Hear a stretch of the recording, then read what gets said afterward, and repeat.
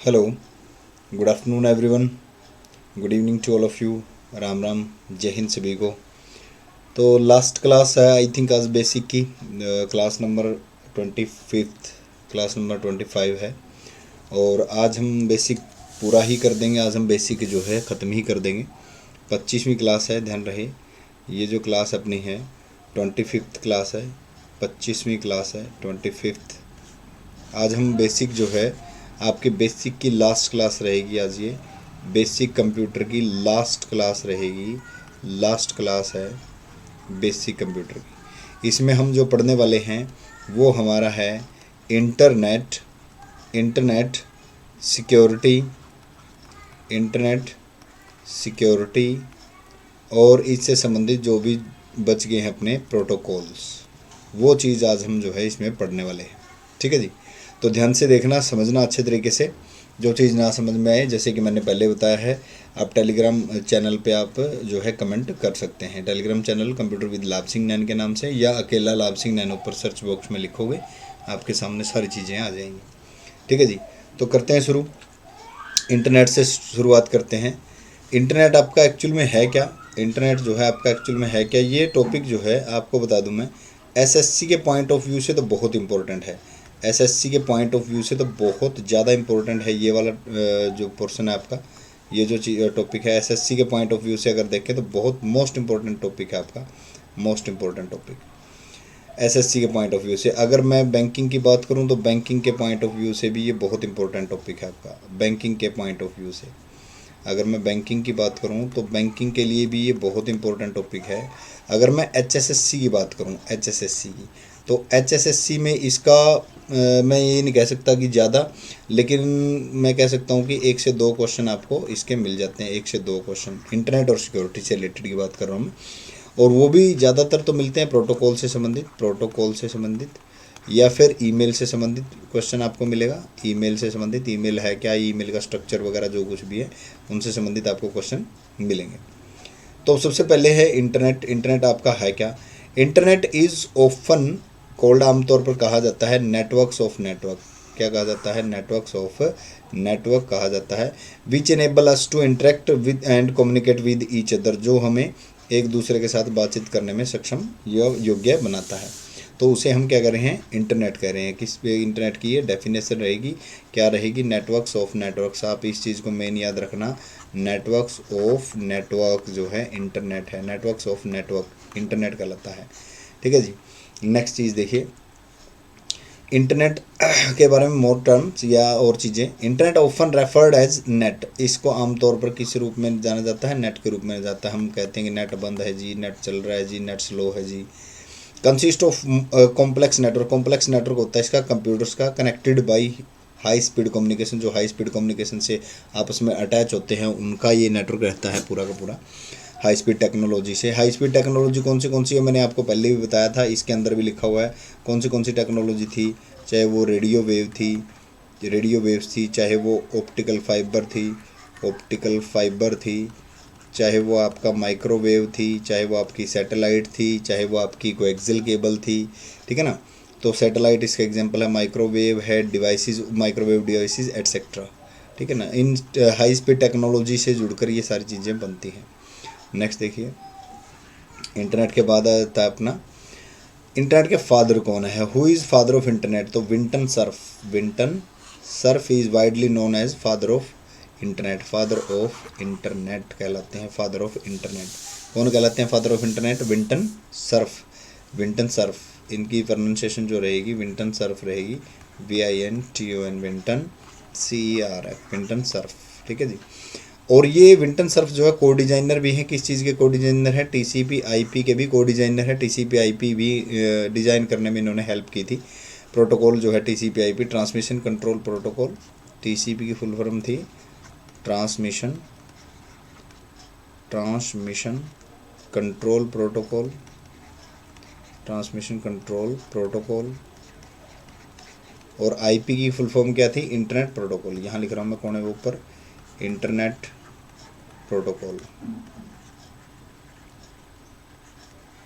Internet protocol, TCP/IP जी। ठीक है। तो और इन्होंने बेसिक आर्किटेक्चर भी दिया था। किस चीज़ का बेसिक आर्किटेक्चर दिया था? इंटरनेट का बेसिक आर्किटेक्चर किन्होंने दिया था?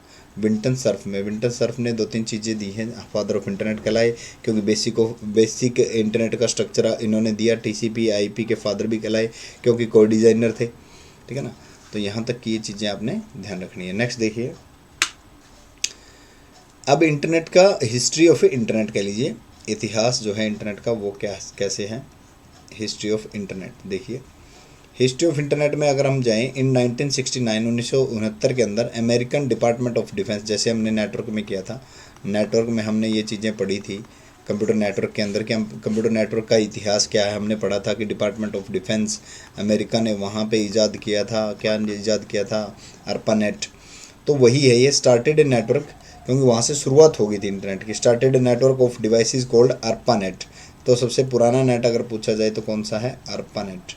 ARPANET की फुल फॉर्म क्या है? Advance research project administration network. या एजेंसी भी कई बार लिख दिया जाता है, एजेंसी नेटवर्क।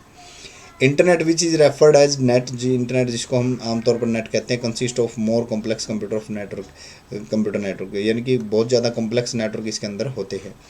तो 1969 में हिंदी में अगर कोई लिखना चाहता है तो, हिंदी में अगर लिखना चाहता है तो 1969 में अमेरिका रक्षा विभाग डिपार्टमेंट ऑफ डिफेंस ने ARPANET advance research project administration network, जिसकी फुल फॉर्म है, नामक उपकरणों का एक नेटवर्क शुरू किया था।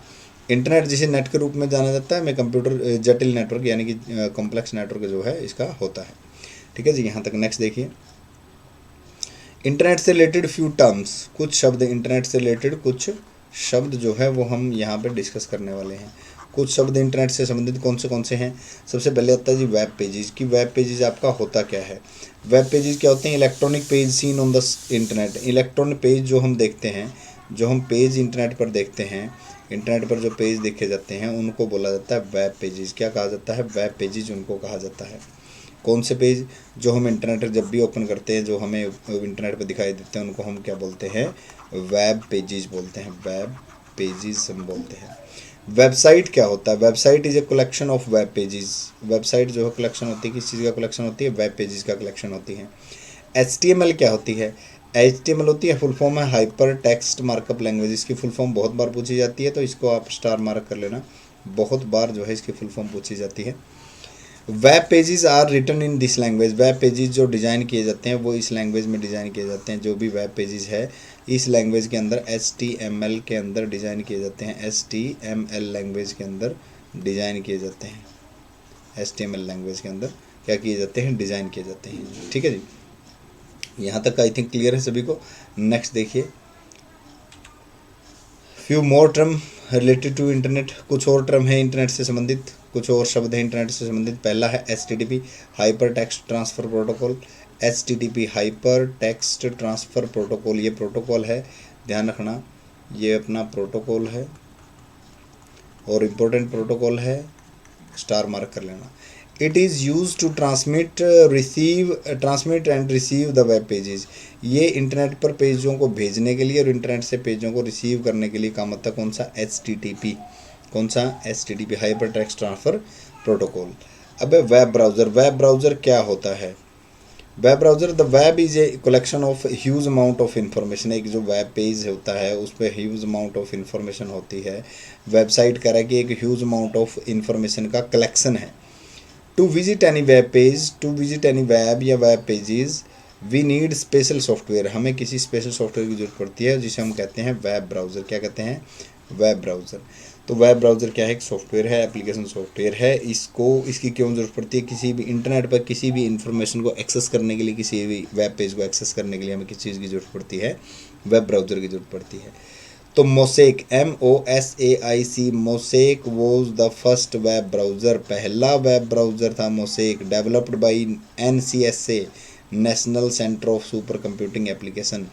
NCSA ऑर्गेनाइजेशन के द्वारा डेवलप किया गया MOSAIC पहला वेब ब्राउज़र है। तो ये आपने इन्फॉर्मेशन ध्यान रखनी है, याद रखनी है। कोई हिंदी में देखना चाहता है तो हिंदी में हाइपर टेक्स्ट ट्रांसफ़र प्रोटोकॉल, इसका प्रयोग वेब पेजों को प्रसारित व प्राप्त करने के लिए किया जाता है। वेब ब्राउज़र क्या होता है? वेब ब्राउज़र भारी मात्रा में सूचनाओं का संग्रह है।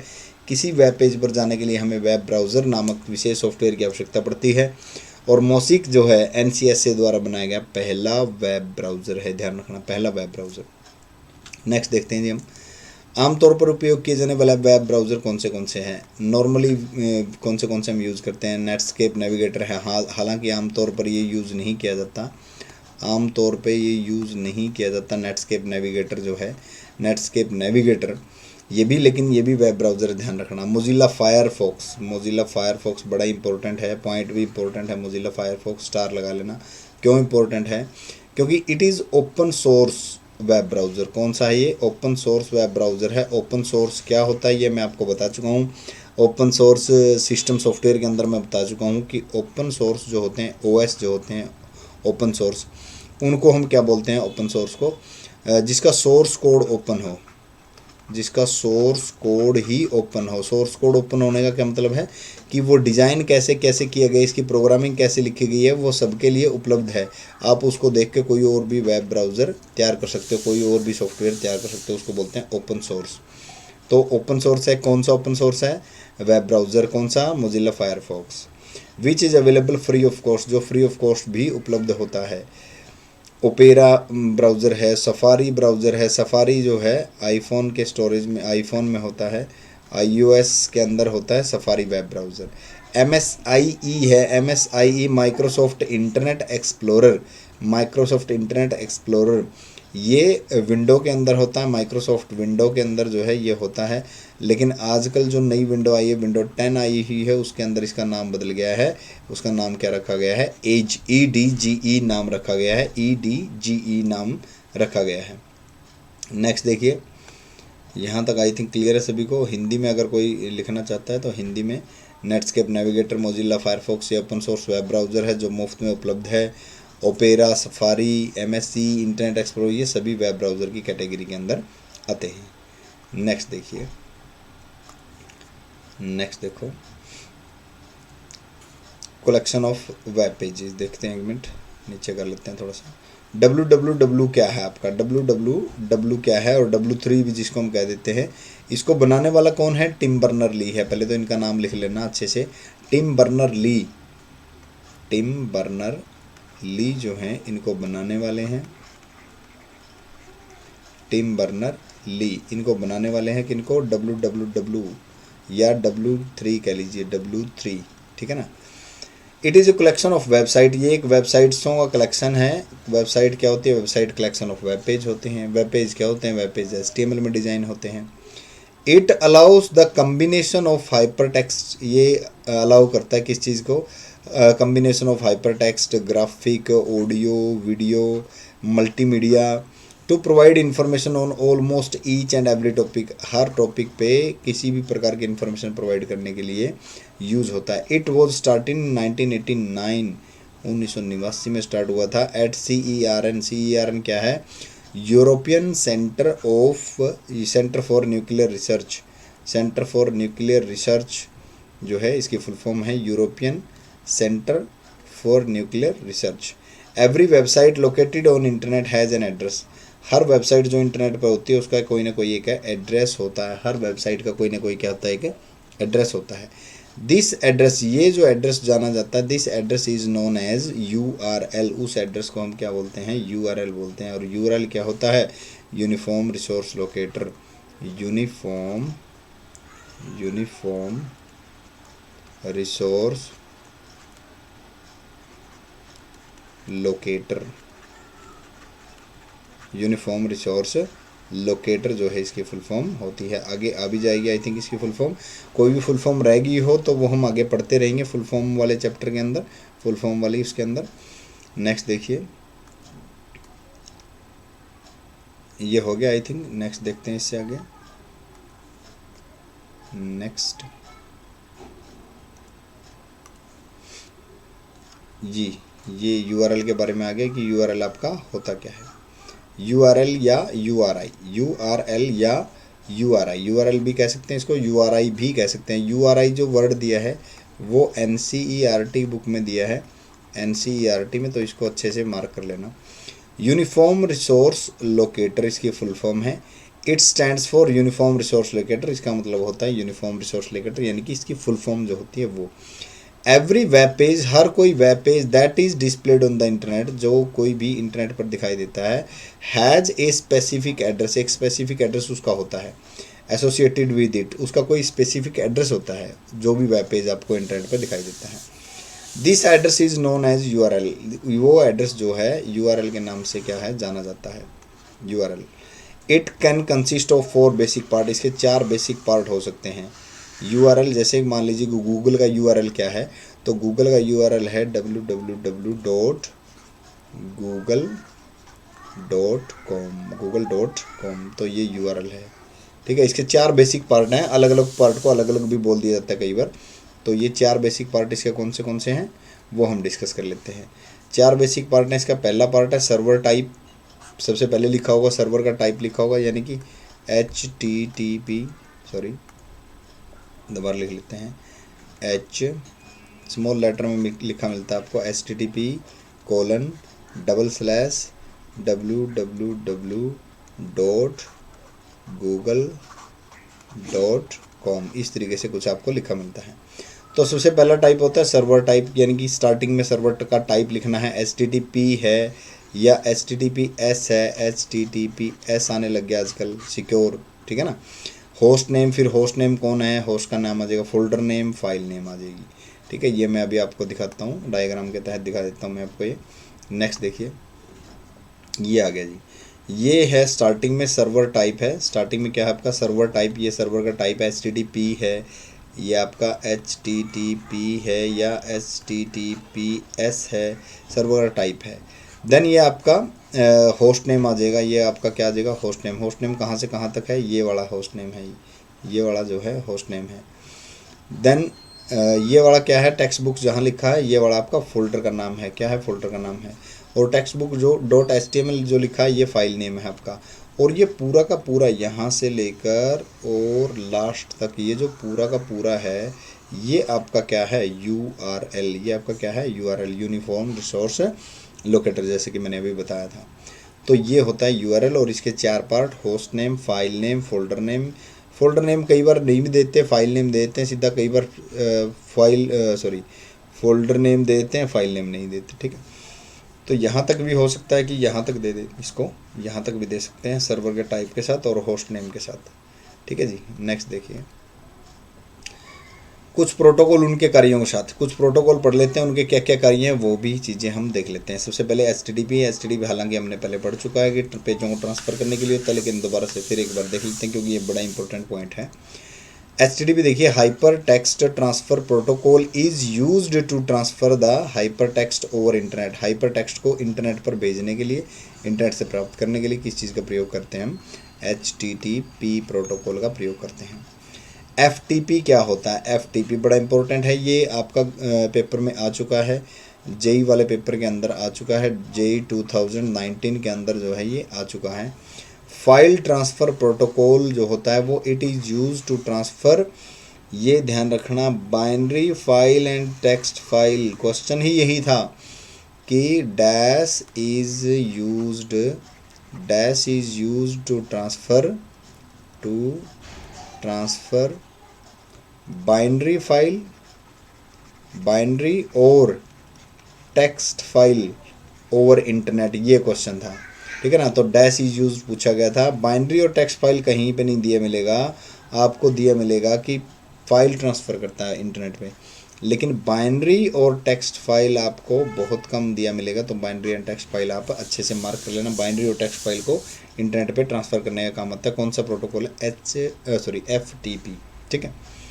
ये हिंदी में लिखना चाहो तो हिंदी में लिख सकते हो। HTTP hyper text transfer protocol का उपयोग इंटरनेट पर हाइपर टेक्स्ट को स्थानांतरित करने के लिए किया जाता है। और FTP का प्रयोग फाइल ट्रांसफ़र प्रोटोकॉल है जो, इसका उपयोग बाइनरी और टेक्स्ट फाइलों को स्थानांतरित करने के लिए किया जाता है। ये मैं PDF भी आपको प्रोवाइड करवाने वाला हूँ, ये PDF आपको दे दूँगा, उससे अच्छे तरीके से चीज़ें समझ में आ जाएंगी। तो 2 पढ़े हमने, HTTP और FTP। अगला प्रोटोकॉल पढ़ते हैं। अगला जो प्रोटोकॉल है वो है टेलनेट। अगला प्रोटोकॉल कौन सा है, टेलनेट। टेलनेट किस काम आता है, it is use to remote login over TCP/IP connection. Remote login के लिए यूज़ होता है। जैसे मान लीजिए कि आपका कंप्यूटर यहाँ बैठे मैंने चलाना है, तो रिमोट लॉगिन देना होता है, अपने रिमोट लॉगिन करना होता है, तो उसमें कौन सा प्रोटोकॉल काम आता है? टेलनेट प्रोटोकॉल काम आता है। कौन सा प्रोटोकॉल? टेलनेट प्रोटोकॉल काम आता है। टीसीपी आईपी, टीसीपी आईपी बड़ा इंपॉर्टेंट है, बहुत ही इंपॉर्टेंट है। पिछली बार जो आया था ग्राम सचिव के अंदर, एक बार ये आ चुका है 2019 के अंदर, लेकिन ग्राम सचिव में इसका उल्टा आ गया था। ग्राम सचिव में इसका बिल्कुल उलट आ गया था। दूसरा प्रोटोकॉल पूछ लिया, ये वाला प्रोटोकॉल नहीं पूछा। अब हो सकता है अगली बार ये वाला प्रोटोकॉल पूछ ले, इसलिए ये स्टार मार्क कर लेना, इसको बड़ा इंपॉर्टेंट है। ट्रांसमिशन कंट्रोल प्रोटोकॉल, इसकी फुल फॉर्म है। इंटरनेट प्रोटोकॉल आईपी की फुल फॉर्म है। It consist of a set of two protocol, ये इसके दो प्रोटोकॉल का सेट है, टीसीपी का और आईपी का, दो प्रोटोकॉल है इसके अंदर। एंड टीसीपी कंसिस्ट, टीसीपी जो है कंट्रोल करता है, जैसे कि नाम से स्पष्ट था, कंट्रोल करता है the flow of data, data का फ्लो कंट्रोल करता है। And it is very reliable, ये बड़ा इंपॉर्टेंट पॉइंट है। इट इज़ वेरी रिलायबल, ये बहुत ही इंपॉर्टेंट प्रोटोकॉल है, क्योंकि आपसे पूछा ही ये जाएगा कि कौन सा प्रोटोकॉल रिलायबल है, कौन सा प्रोटोकॉल रिलायबल नहीं है। Every computer has a unique address, her computer का एक यूनिक एड्रेस होता है जो उसके साथ जुड़ा होता है, हर कंप्यूटर का, जिसे हम मैक एड्रेस कह रहे हैं, जिसे हम क्या कह रहे हैं? मैक एड्रेस कह रहे हैं, और जिसे हम कह रहे हैं आईपी एड्रेस कह रहे हैं, जो वेबसाइट के लिए मिलता है, इंटरनेट के लिए मिलता है। नेक्स्ट देखो, टेलनेट का उपयोग टीसीपी आईपी कनेक्शन पर रिमोट लॉगिन के लिए किया जाता है। हिंदी में लिखना चाहो तो टीसीपी और IP transmission control protocol, internet protocol, इसमें दो प्रोटोकॉल का एक सेट होता है। टीसीपी डेटा के प्रवाह को नियंत्रित करता है, जैसे कि इसका नाम है कंट्रोल वाला, और यह बहुत विश्वसनीय यानी कि रिलायबल है, और हर कंप्यूटर इससे जुड़ा एक अनूठा पता है, यानी कि जो भी कंप्यूटर जुड़ा होता है इंटरनेट से उसका एक यूनिक एड्रेस होता है। नेक्स्ट देखिए, यूडीपी, यूडीपी से आपको कुछ याद आ गया होगा। यूडीपी कौन सा प्रोटोकॉल है?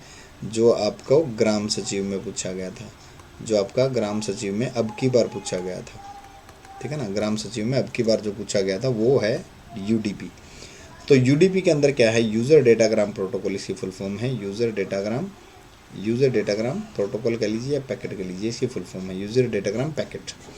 Is use to transfer data, ये ट्रांसफ़र करने के लिए यूज़ किया जाता है, ये भी ट्रांसफ़र करने के लिए यूज़ किया जाता है, और टीसीपी भी यूज़ किया जाता है, सेम टीसीपी भी यूज़ सेम किया जाता है बिटवीन टू कंप्यूटर, दो कंप्यूटर के बीच में। But it is unreliable protocol, ये जो है ये बड़ा इंपॉर्टेंट पॉइंट है, उसकी तरह वो रिलायबल था और ये अनरिलायबल है। टीसीपी क्या था? रिलायबल था, और यूडीपी क्या है? अनरिलायबल प्रोटोकॉल है, ठीक है ना, विश्वसनीय नहीं है। It is not reliable protocol, ये विश्वसनीय बिल्कुल भी नहीं है। हिंदी में लिखना चाहो तो हिंदी में भी आप लिख सकते हो। डेटाग्राम है, दो कंप्यूटर के बीच डेटा स्थानांतरित करने के लिए प्रयोग किया जाता है, और यह एक अविश्वसनीय प्रोटोकॉल है, ये विश्वसनीय प्रोटोकॉल बिल्कुल भी नहीं है। तो ये इतना आप लिख सकते हो, इतनी चीज़ें आप बता सकते हो। नेक्स्ट देखते हैं SMTP प्रोटोकॉल। SMTP प्रोटोकॉल क्या होता है? SMTP देखो, simple mail transfer protocol, simple mail transfer protocol जो है इसका फुल फॉर्म है। इट इज़ ए प्रोग्राम, ये एक प्रोग्राम है यूज्ड फॉर सेंडिंग मैसेज, ध्यान रखना, S का मतलब है सेंडिंग, यानी कि सेंडिंग मैसेज, ठीक है ना। SM स्टार्टिंग में लिखा है इसकी फुल फॉर्म, और ये इसका काम भी स्टार्टिंग में लिखा है। SM का मतलब है सेंडिंग मैसेज, ठीक है ना।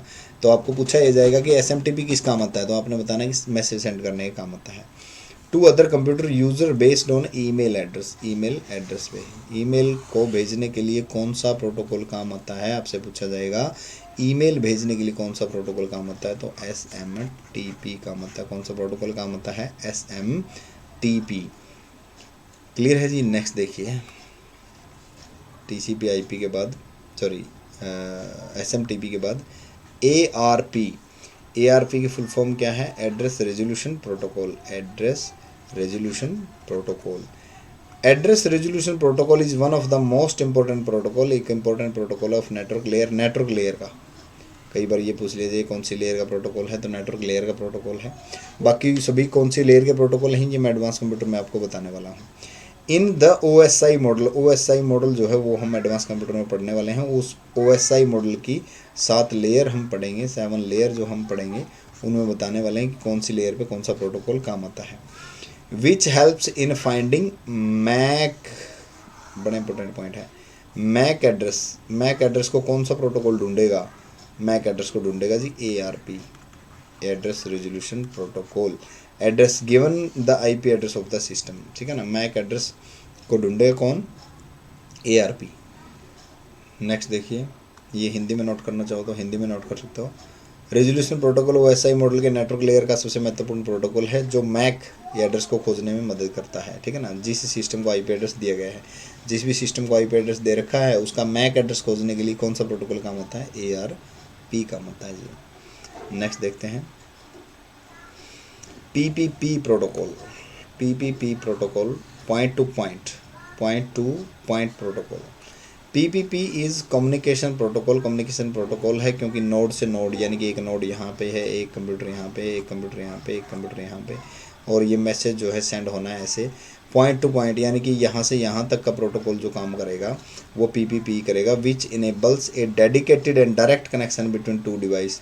जो दो डिवाइसों के बीच में डायरेक्ट कनेक्शन बनाने में काम आएगा, कौन सा, PPP point two point protocol, PPP। इसके बाद है नेक्स्ट इसी के अंदर POP पोस्ट ऑफिस प्रोटोकॉल।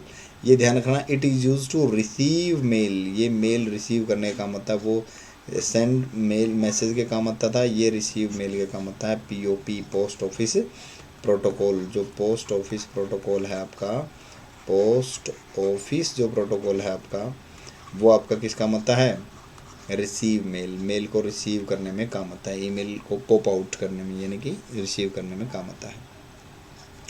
इसको आप हिंदी में लिखना चाहो तो हिंदी में इसका नीचे है डिस्क्रिप्शन। इसका उपयोग मेल सेवाओं को प्राप्त करने के लिए किया जाता है। पोस्ट ऑफिस प्रोटोकॉल का उपयोग मेल सेवाओं को प्राप्त करने के लिए किया जाता है, ठीक है। नेक्स्ट देखिए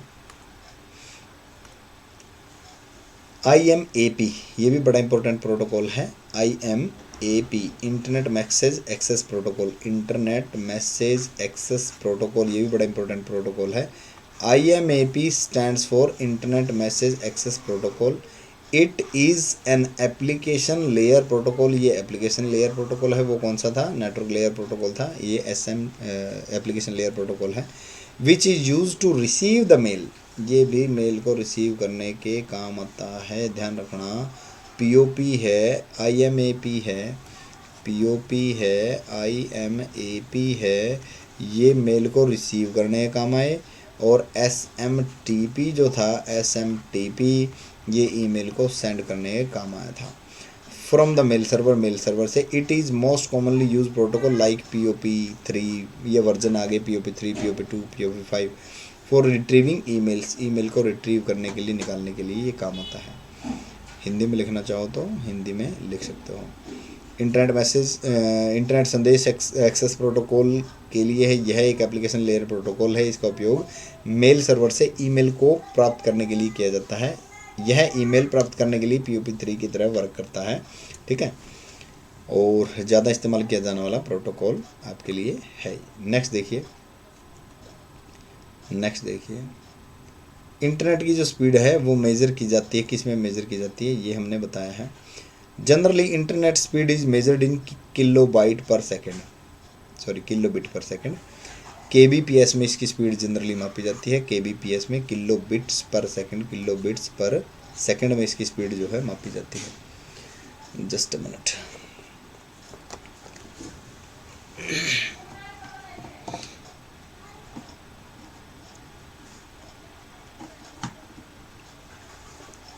नेक्स्ट देखिए, now a day some organisation can provide MBPS, कुछ ऑर्गेनाइजेशन जो है MBPS मेगाबिट्स पर सेकंड की स्पीड जो है प्रोवाइड करती हैं, मेगाबिट्स पर सेकंड की MBPS के हिसाब से। अगर कई बार क्या होता है, ऑप्शन में इस तरीके का दे दिया जाता है कि MBPS की स्पीड नहीं होती, इस तरीके से दे दिया जाता है MBPS मेगाबाइट पर सेकंड, और उस ऑप्शन में होता है KBPS।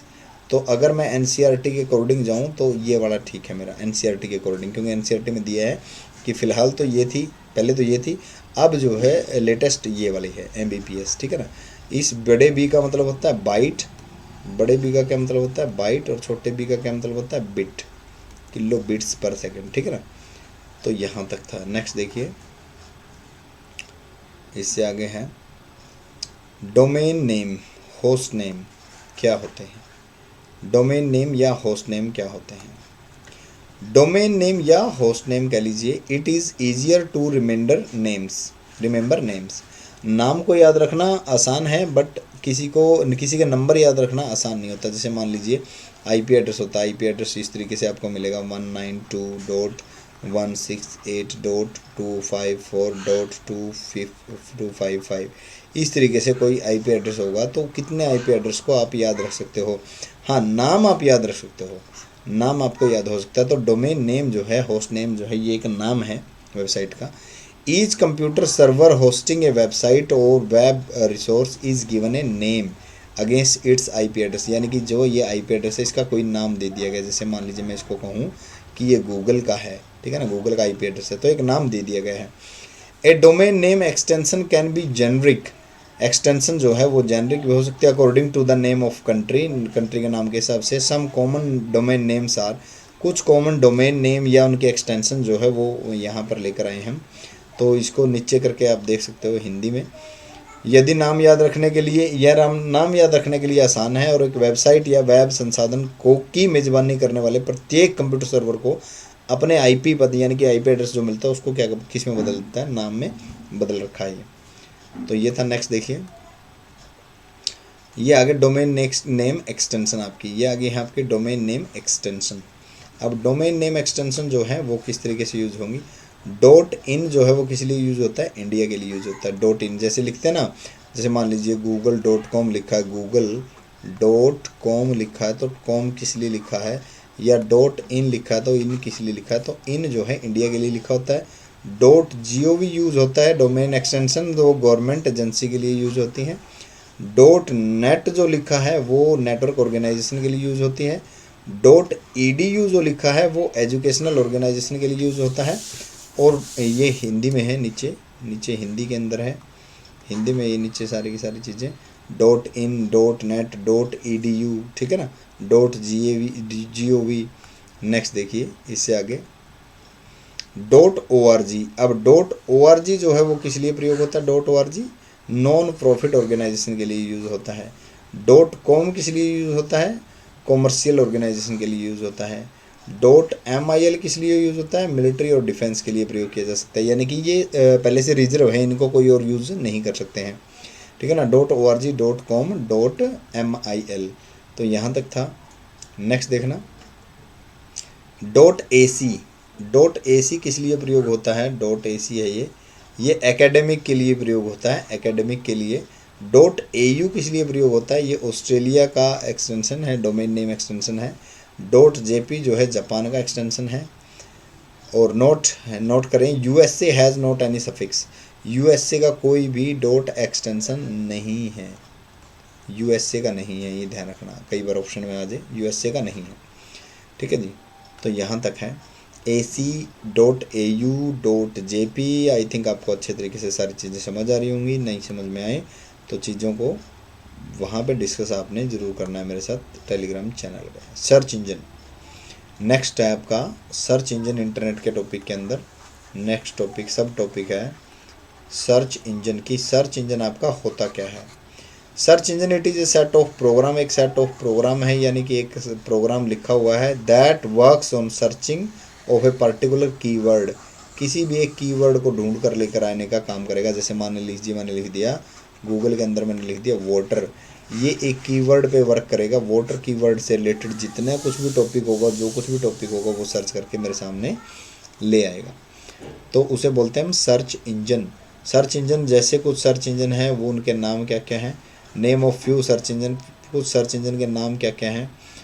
पहले है गूगल है, गूगल, बिंग है, याहू है, AOL है। AOL में ये है आपका America online, America online. ask.com है, बेड्यू है, डक डक गो है, ये आपके क्या हैं, ऑलमोस्ट सर्च इंजन है, ये आपके क्या हैं, सर्च इंजन है जी, ठीक है जी। आई थिंक यहाँ तक क्लियर हैं चीज़ें आपको। नेक्स्ट देखिए, नेक्स्ट पे चलते हैं। ईमेल एड्रेस नेक्स्ट आ जाता है आपका, ईमेल एड्रेस से संबंधित पार्ट। ईमेल के कुछ पार्ट होते हैं। ईमेल में स्टार्टिंग में यूज़र नेम लिखा होता है, यूज़र नेम और @ लगता है, फिर उसके बाद डोमेन नेम होता है। यूज़र नेम जैसे मान लीजिए मैं मेरे वाला लिख रहा हूँ LABHSINGHNAIN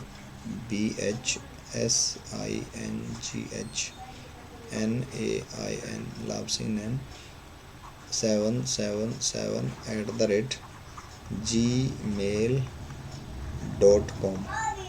तो इसमें से स्टार्टिंग में ये वाला जो है, ये वाला क्या है, यूज़र नेम। ये वाला क्या है आपका, यूज़र नेम है। ये क्या है आपका, यूज़र नेम, यानी कि ये आपका नाम है और @ बीच में है, निशान है, सिंबल है। उसके बाद ये जो है ये क्या आपका डोमेन नेम है। क्या है ये आपका डोमेन नेम है। क्या है आपका ये डोमेन नेम। तो ईमेल के पार्ट होते हैं, टू होता है, सीसी होता है, बीसीसी होता है। टू में आप क्या लिखते हो, जिसके पास भेजना है, जैसे मैसेज भेजते हैं मोबाइल से, जिसके पास मैसेज सेंड करना है उसका पता लिखते हो, सेंडर का एड्रेस लिखते हो इसके अंदर, सेंडर एड्रेस। देन सीसी के अंदर क्या लिखते हो, कार्बन कॉपी होता है सीसी आपका। सीसी आपका क्या होता है, कार्बन कॉपी होता है, कार्बन कॉपी होता है सीसी आपका। यानी कि सेंडर की लिस्ट 2 3 4 5 6 सेंडर आपने टू में डाल दिए और उसके बाद यही कॉपी आप ईमेल की किसी के पास भेजना चाहते हो तो उसके नाम जो है नीचे सीसी के अंदर डाल दिए। फिर है BCC, blind carbon copy. BCC क्या आपका blind carbon copy, blind carbon copy है बीसीसी आपका। ठीक है जी, ये ब्लाइंड है। ब्लाइंड का मतलब होता है जो भी इनके पास भेजोगे इस ब्लाइंड वाले को पता नहीं चलेगा कि इनके पास भी ईमेल गई है। ब्लाइंड होता है, ये क्या होता है, ब्लाइंड होता है। ठीक है ना। तो कई बार बीसी से रिलेटेड पूछ लिया जाता है कि ये होता क्या है, तो ब्लाइंड कार्बन कॉपी होता है। सीसी क्या होता है, कार्बन कॉपी होता है। टू में क्या होता है, सेंटर का एड्रेस होता है। नेक्स्ट देखिए, साइबर सेफ्टी। अब आ जाता है इसी में इंटरनेट से नेक्स्ट टॉपिक, साइबर सेफ्टी या साइबर सिक्योरिटी। साइबर सेफ्टी या सिक्योरिटी कह लीजिए, साइबर सेफ्टी या सिक्योरिटी कह लीजिए। इससे भी संबंधित कई बार क्वेश्चन आ जाता है, वायरस से संबंधित क्वेश्चन आ जाता है, हैकिंग से संबंधित क्वेश्चन आ जाता है, फायरवॉल से संबंधित क्वेश्चन आ जाता है। तो इस प्रकार के क्वेश्चन इससे देखने को मिलते हैं। तो safe and responsible use of internet, safe और रिस्पॉन्सिबल यूज़ जो है इंटरनेट का वो आपका साइबर सेफ्टी कहलाता है। सही तरीके से उपयोग करना, जिम्मेवार एक व्यक्ति होने के नाते उपयोग करना इंटरनेट का क्या कहलाता है, आपका साइबर सेफ्टी कहलाता है। नेक्स्ट देखिए, आइडेंटिटी थेफ्ट आपका क्या होता है, आइडेंटिटी थेफ्ट आपका क्या होता है। आइडेंटिटी थेफ्ट होता है आइडेंटिटी की चोरी करना, आइडेंटिटी की चोरी करना। It is a type of fraud, ये एक फ्रॉड टाइप है that involves using someone's else identity to steal money और गेन अदर बेनिफिट। कोई भी पैसे निकालने के लिए और कोई भी दूसरा बेनिफिट लेने के लिए किसी की आइडेंटिटी चुरा लेना आइडेंटिटी थेफ्ट कहलाता है। क्या कहलाता है, आइडेंटिटी थेफ्ट कहलाता है। इसको हिंदी में देखना चाहो तो हिंदी में आप देख सकते हो। इंटरनेट के सुरक्षित और जिम्मेवार उपयोग को साइबर सुरक्षा कहा जाता है। और पहचान की चोरी यह एक प्रकार की धोखाधड़ी है जिसमें किसी और की पहचान का उपयोग करके पैसों की चोरी करना है, कोई भी बेनिफिट लेना। नेक्स्ट देखिए, साइबर सेफ्टी से रिलेटेड अब हम पढ़ेंगे, वे in which website tracks you. ऐसे कौन से तरीके हैं जिनसे वेबसाइट आपको ट्रैक करती है, वेबसाइट आपको क्या करती है, ट्रैक करती है। पहला है आईपी एड्रेस, यानी कि वेबसाइट आपको जानती है कि आप क्या क्या ढूंढ रहे हो। पहला है IP address.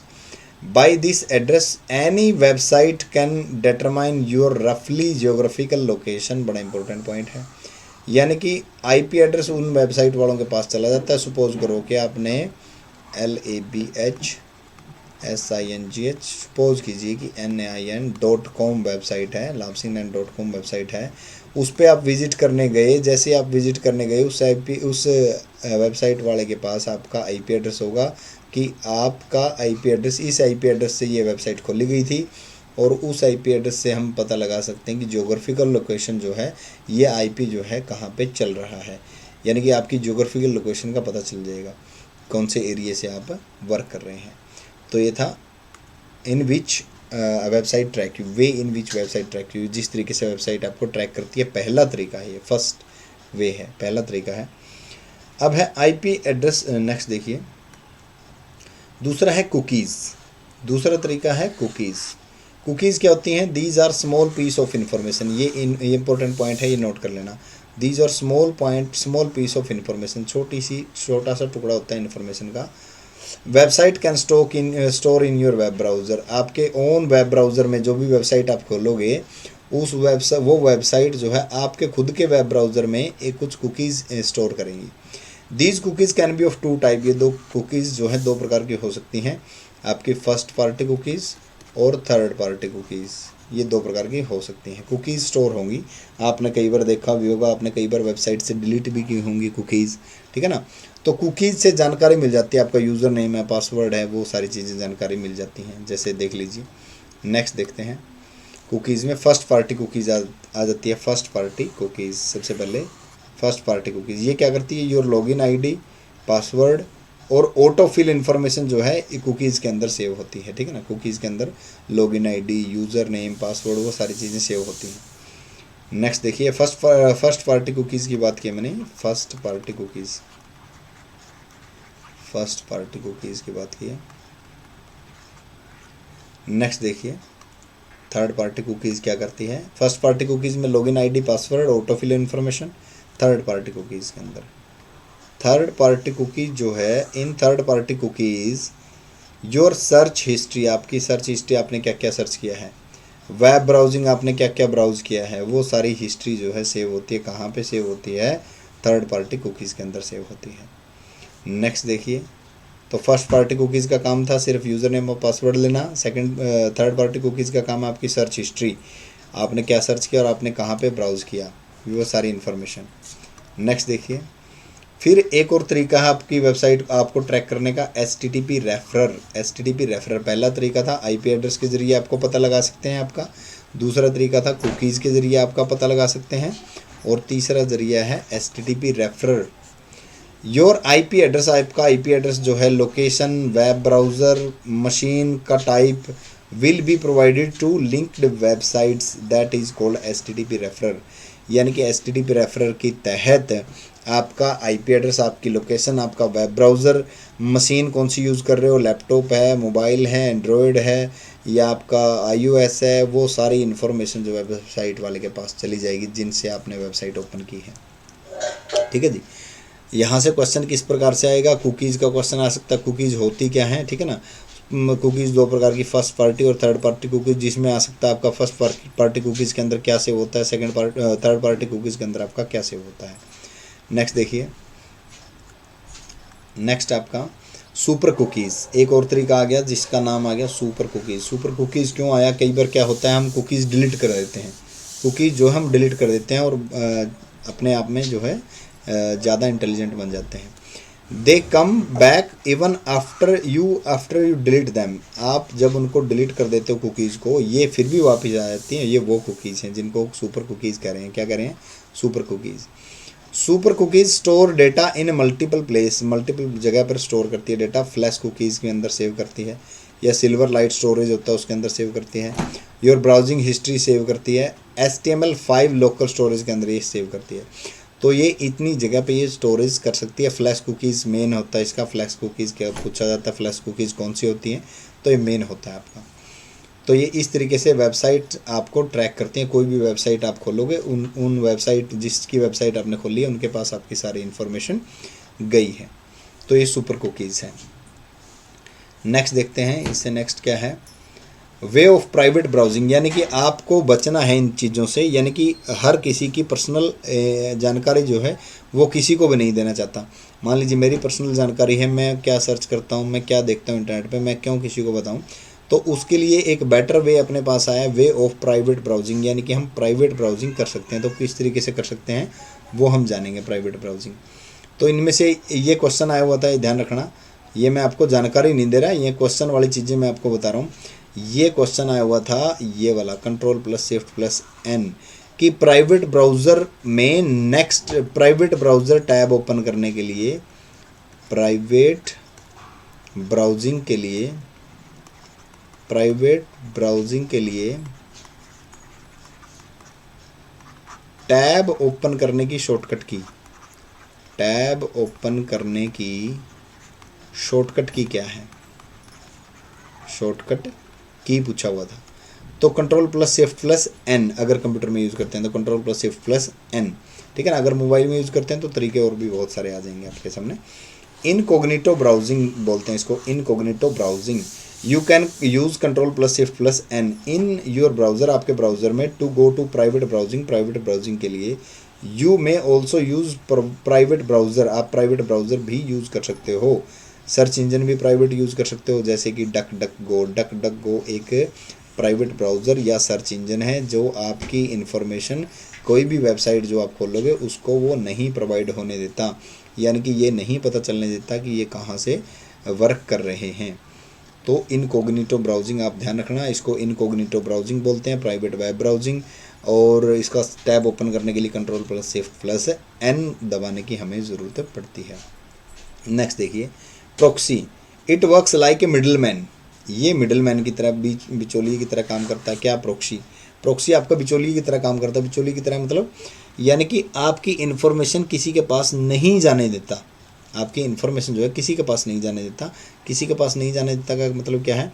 It works like a middle man between computer and website, computer और वेबसाइट के बीच में बंदा बैठ जाएगा। ये अगर आप चाहोगे तो ये आपकी इन्फॉर्मेशन उस साइड शेयर कर देगा, अदरवाइज आप नहीं चाहोगे तो इन्फॉर्मेशन शेयर नहीं करेगा। प्रॉक्सी वेबसाइट्स होती हैं कुछ जिनकी सहायता से हम ये काम करते हैं। नेक्स्ट देखिए, VPN आपका क्या होता है? VPN के थ्रू आप ये चीज़ें कर सकते हो, वर्चुअल प्राइवेट नेटवर्क, जिसकी फुल फॉर्म है virtual private network, virtual private network. जो बड़ी बड़ी कंपनियां हैं वो VPN यूज़ करती हैं अपने कोई भी जानकारी शेयर करने के लिए, कोई भी डेटा शेयर करने के लिए। It is a method use to add security and privacy to private and public network, प्राइवेट और पब्लिक नेटवर्क में सिक्योरिटी को भेजने के लिए ऐड किया जाता है। कौन से वाला? VPN। लाइक वाईफाई, जैसे कि वाईफाई है, हॉटस्पॉट है एंड द इंटरनेट, और इंटरनेट है। ठीक है ना? तो आई थिंक यहाँ तक चीज़ें क्लियर हैं। नेक्स्ट चीज़ देखिए, VPN था ये।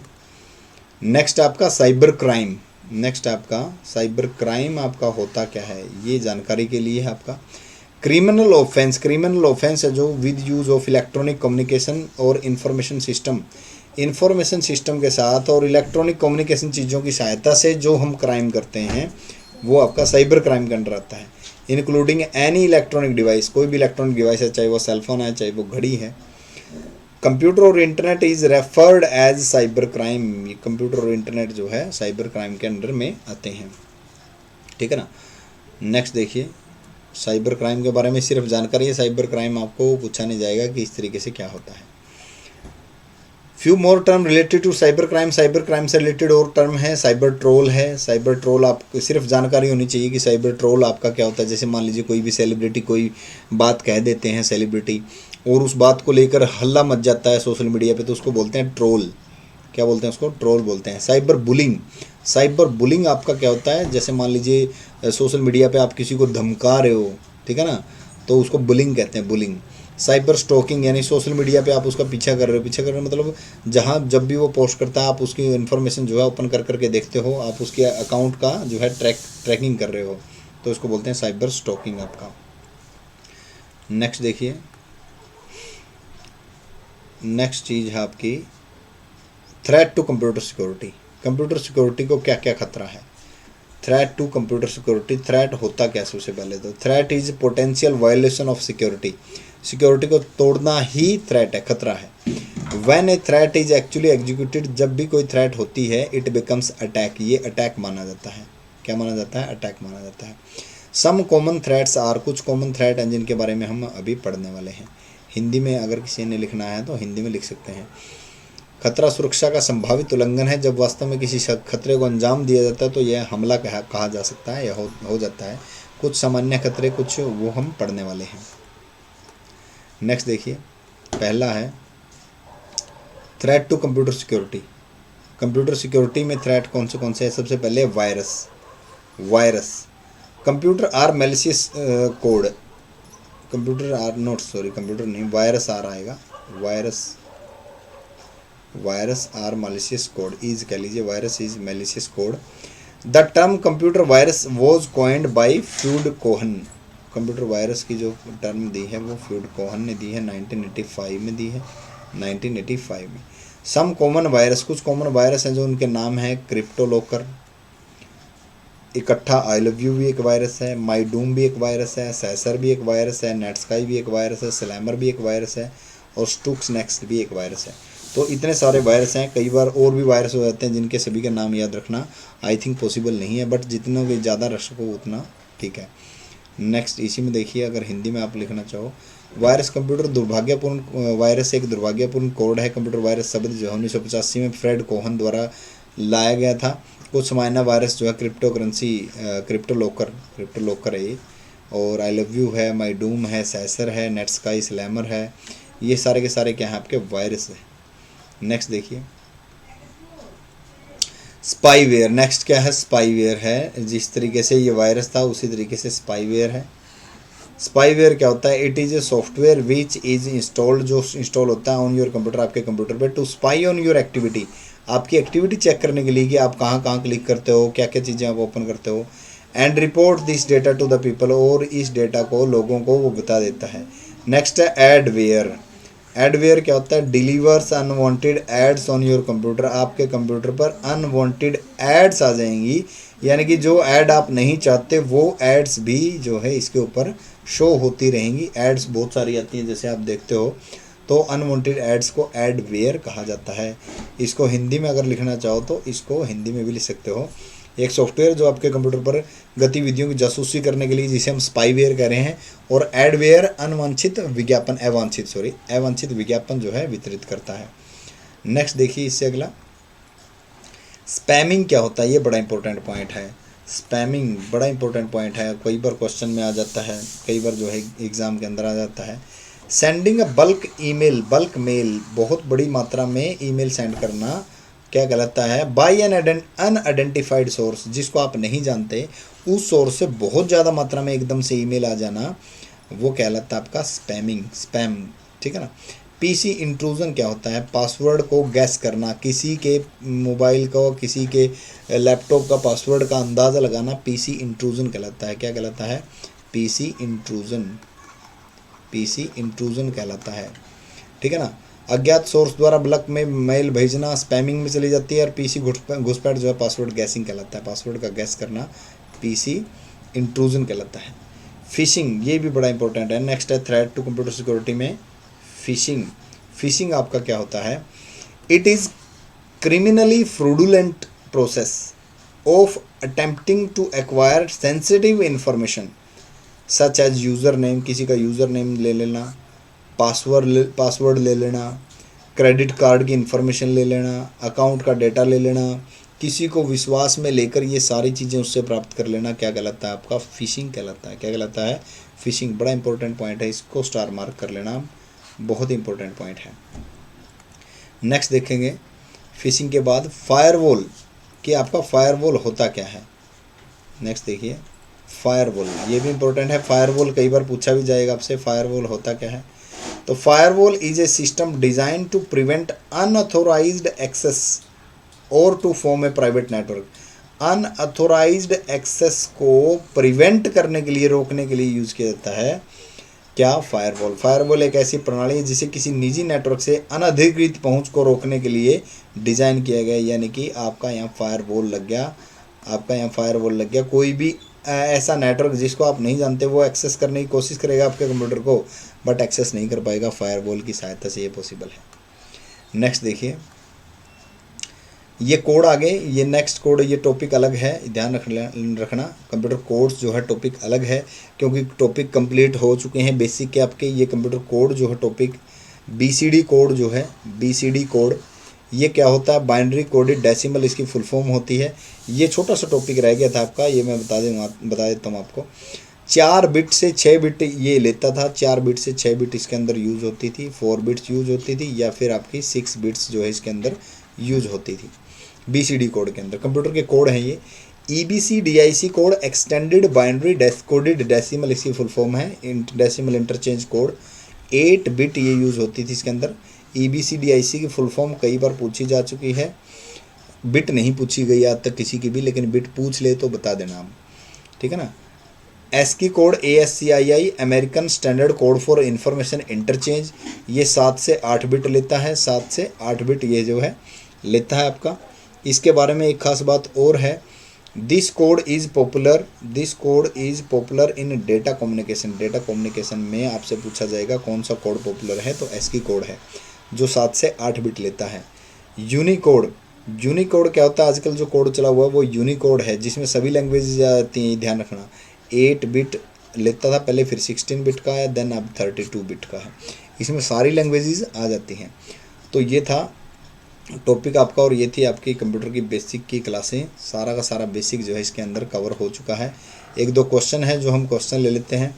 विच type of program can send information about your web browsing activity to other personal और अदर पर्सनल डिटेल। और अदर पर्सनल डिटेल और वेब ब्राउजिंग एक्टिविटी जो है, कौन से प्रकार का सॉफ्टवेयर जो है आपका सेंड कर सकता है। कुकीज़ सेंड कर सकती है, स्पैम, स्पाईवेयर, ट्रोजन। क्या सेंड कर सकता है? कुकीज़। क्या सेंड कर सकती हैं? कुकीज़ इसका राइट आंसर रहेगा। नेक्स्ट देखिए, नेक्स्ट क्वेश्चन है आपका, internet initially started as. Internet जो है शुरुआत में किस रूप में स्टार्ट हुआ था? इंटरनेट शुरुआत में किस रूप में स्टार्ट हुआ था? अमेरिकी की रक्षा सेना के लिए ये नेटवर्क था। ये अमेरिका की रक्षा सेना के लिए क्या था? ये नेटवर्क था, अर्पा नेट जिसका नाम था। क्या नाम था जिसका? हमने पढ़ा था ARPA, अर्पा नेट जिसका नाम था। नेक्स्ट देखिए, इससे नेक्स्ट जो है, which of the following is a browser. इनमें से आपने ये ढूंढना है कि ब्राउज़र कौन सा है। क्या सफारी एक ब्राउज़र है? क्या विंडो एक ब्राउज़र है? क्या मैक OS एक ब्राउज़र है? क्या लाइनक्स एक ब्राउज़र है? तो लाइनक्स जो है ये ऑपरेटिंग सिस्टम है, और विंडो भी ऑपरेटिंग सिस्टम है, मैक OS भी ऑपरेटिंग सिस्टम है। तो सफारी एक वेब ब्राउज़र है जो iOS का वेब ब्राउज़र है। किसका वेब ब्राउज़र है? iOS का वेब ब्राउज़र है। नेक्स्ट देखिए, to view information on web you must have. आपको वेबसाइट पर इंफॉर्मेशन देखने के लिए क्या होना ज़रूरी है? वेब ब्राउज़र होना ज़रूरी है जी। क्या ज़रूरी है? वेब ब्राउज़र होना ज़रूरी है। नेक्स्ट देखिए, गूगल क्रोम गूगल क्रोम जो है आपका क्या है? गूगल क्रोम क्या है आपका? वेब सर्च इंजन है। गूगल क्रोम क्या है? वेब ब्राउज़र है आपका। क्या है? Web browser, Google Chrome. अगर गूगल पूछे तो गूगल जो है आपका क्या है? सर्च इंजन है। नेक्स्ट देखिए, ओपन ए न्यू टैब। नया टैब ओपन करने के लिए हमें कौन सी की दबानी पड़ेगी? नया टैब, ये प्राइवेट ब्राउजिंग वाला नहीं है, सिर्फ नया टैब है, तो Ctrl+T हमें दबाना पड़ेगा। Ctrl+T हम दबाएंगे तो नया टैब ओपन हो जाएगा। नेक्स्ट है F11 जो है, use of F11 in internet explorer. F11 का प्रयोग जो है इंटरनेट एक्सप्लोरर में किस लिए किया जाता है? Toggle full screen. टगल का क्या मतलब है? टगल का मतलब फुल स्क्रीन हो भी जाएगी और फुल स्क्रीन से बाहर भी आ जाएगा, फुल स्क्रीन से एग्जिट भी हो जाएगा और एंट्री भी हो जाएगी। F11। नेक्स्ट देखिए, तो ये था आज के लिए, और ये था आपका कंप्यूटर बेसिक। अभी कोई भी टॉपिक, जो कोई टॉपिक पेपर में आया हो, कोई भी टॉपिक पेपर के अंदर आया हो, कोई भी टॉपिक और हमने ना किया हो, तो आप मुझे जो है टेलीग्राम चैनल LABHSINGHNAIN